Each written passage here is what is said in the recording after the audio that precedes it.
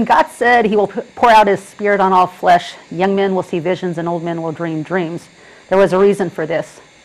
We can be divinely guided by this reality if we are aware and pay attention. We can see there are problems in the world that the world is facing, and many of us sense that it's only going to get worse before it gets better. Something I've shared very little on the show is the intensity of dreams I have had over the years, and today I'm going to open up in this area in hopes to encourage you to pay attention to this type of supernatural guidance in your own life. In addition, my guest, Dr. Jim Garrow, will provide us with some of his insight on some more disturbing dreams that I seem to lay out the course for this nation. However, at the end of the show, I will add in a message of hope that I was also given. Thank you, Jim, for being here once again. I appreciate your patience and everything you have to share. Well, thanks. Glad to be here. You're a blast. You really are. Yeah, so are you. I was glad that you had a really good sense of humor, especially some of the things we talk about. You were on another show that we did before previously, and you gave your resume on who you are, so I don't want you to have to go through that too much. But you were nominated for a Nobel Peace Prize. You used to be in the government, work for the government, and you have a lot of inside information. So anything else you want to add? Well, I was an educator for most of my life, and ended up as a college president and then a teacher's college principal. So, you know, I've actually had an honest work life. Yeah. Well, pardon me for not pointing that out. But, you know, I found you on the internet. Your name kept on coming up. And I had talked to you before, but as I said, the Bible talks about being guided by dreams. And I have, I guess, an odd life. I thought it was fairly normal for years. And, you know, I would have a dream and it would happen. Or it would start to happen, and it's just kind of a continuation. And so, for an example, here's just something that has happened more recently, is my son, he went to private school, and I really liked it, and I was looking forward to sending him back this year. But then I had a dream that there was going to be a change was going to be taking place. And so it turned out now we kind of do a combination between home and kind of a public school kind of thing. It's kind of a different setup, but it works perfect for him. I wouldn't have pursued that direction. It would have bothered me to change schools, but after this dream I realized that that was what I was supposed to do, and it's working out perfect so far. And so when I have some of these other dreams, I look you up, or I look things up on the internet and Google it, and lo and behold, here it is. You know, things for our nation, and your name kept on popping up. You want to talk a little bit about, just kind of briefly, about where you're at on knowing some of the agenda that's coming down on the United States?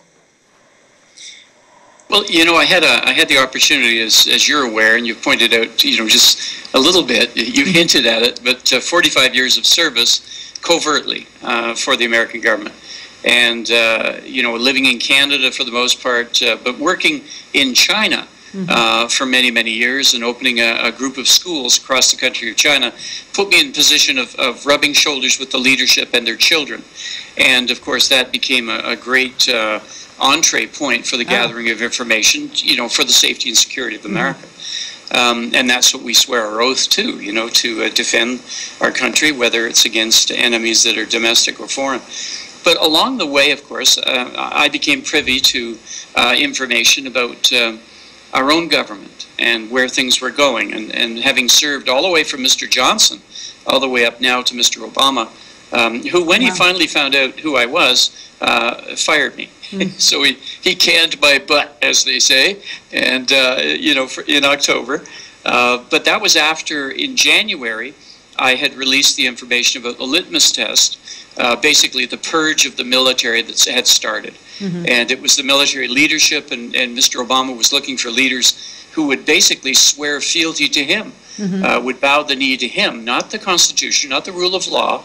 He wanted to know who would, in fact, if he ordered them to kill people, to shoot people in confiscation of arms if they refused. Would you follow through and kill them if the president ordered that? And for those people who said no, that violates the Constitution and the rule of law, they were out.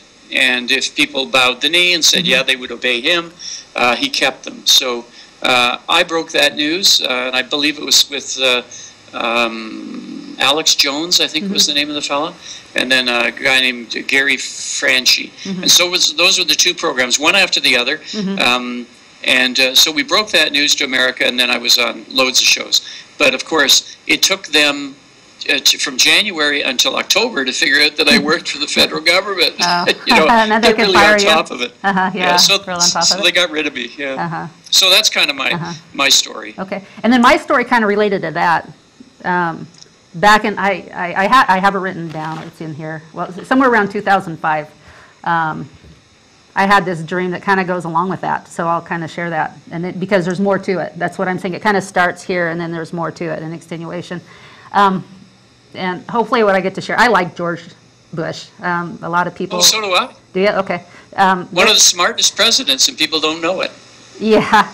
Okay, I wasn't sure where you're at, because most people, well, a lot of people think that he is Illuminati and working, you know, some of the people who are kind of, you know, looking into some of the conspiracy theories, you know, George Bush is just like one of them, and what I got is he wasn't. But I want to go back, so back in 2005, when I still liked George, because I liked George Bush, I knew he wasn't part of this, but I had this one dream basically where there were patriots. Now this was before the Tea Party, but the patriots I saw, they were mixed up between Christians and whatever patriots. It didn't really matter, but they were patriots.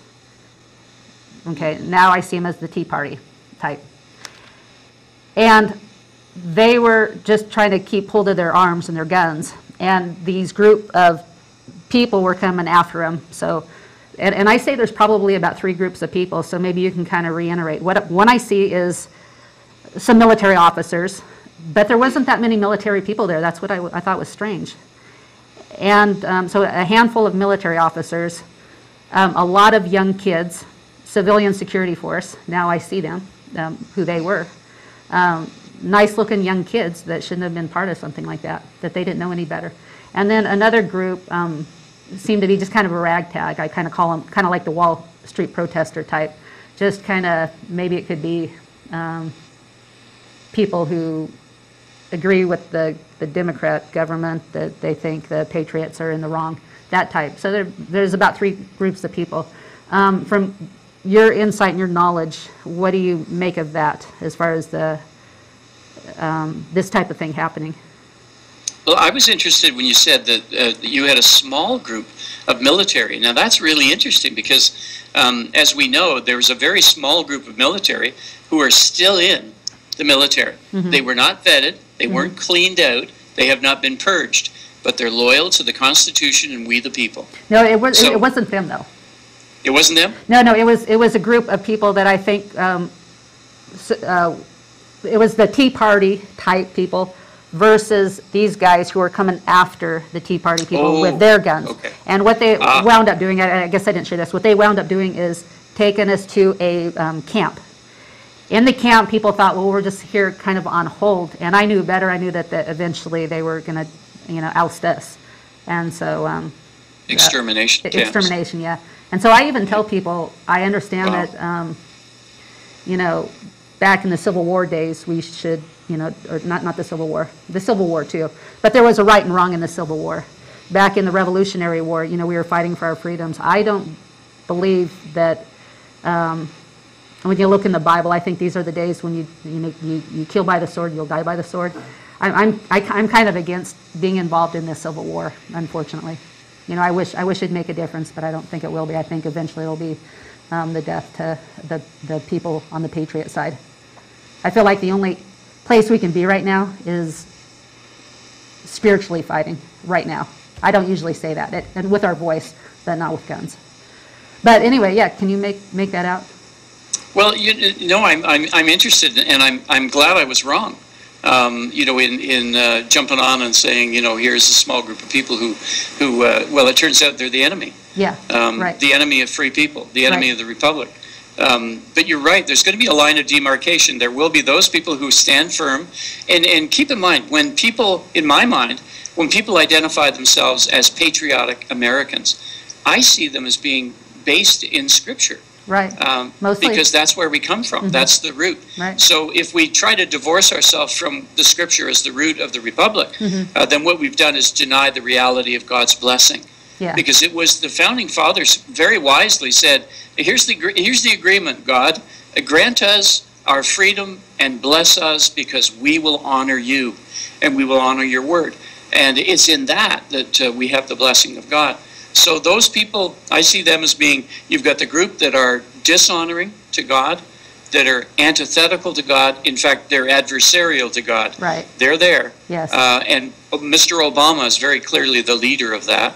And then you have Christians. And then you have others. But I see the Christians as a separate group. They'll suffer the most. We, as Christians, will be the ones to be slaughtered. Yeah. Yeah. Yeah, just like we're seeing taking place in Iraq right now. Yep. Yeah. So, yeah, okay, so here is what got my attention really to you. I call it Washington Square Scare. And it was back in 2011, and it was 3 days before the uprising in Egypt started. So this is before I was clueless on anything. It wasn't, my mind was processing when I was going to sleep. It wasn't like that. I had this dream 3 days before the uprising that I was at Washington Square, you know, shopping. I was outside actually of Washington Square, and all of a sudden from nowhere, horrible terrorists came and just did awful things. And it would have been one thing if they would have killed people and chopped off their heads. I remember thinking that in my dream. But they were doing atrocities. They were biting noses. They were cutting off fingers and stuff. I just kind of quit. I didn't even think about. It was, I don't even know if I wrote it down. I write down some of my dreams. I don't know if I wrote that down because it was so awful. I couldn't believe it could ever be true. And at the same time that I had that dream, it was, you know, I'd be home at night reading my Bible, and I kept on opening up to, let's see, I have it here, Isaiah 19, when it talked about Egypt, about what was going to be taking place in Egypt. And again, this was before the uprising. And so when this happened, I tend to have dreams sometimes 3 days before a terrorist attack. I don't have time to get into all that. It happened in 9/11, happened with the Fort Hood shooting and things like that. So this was 3 days before. So that I can clearly remember that. So when the thing happened in Egypt, I knew it was going. And then we know, I lost track of time now. Was it last year in Kenya, with the mall yes, there? Nairobi, Kenya. Yeah, and when they described the atrocities that were happening, I thought, oh no, that was in my dream. Oh no, this was in the United States. Oh no, this is coming to the United States.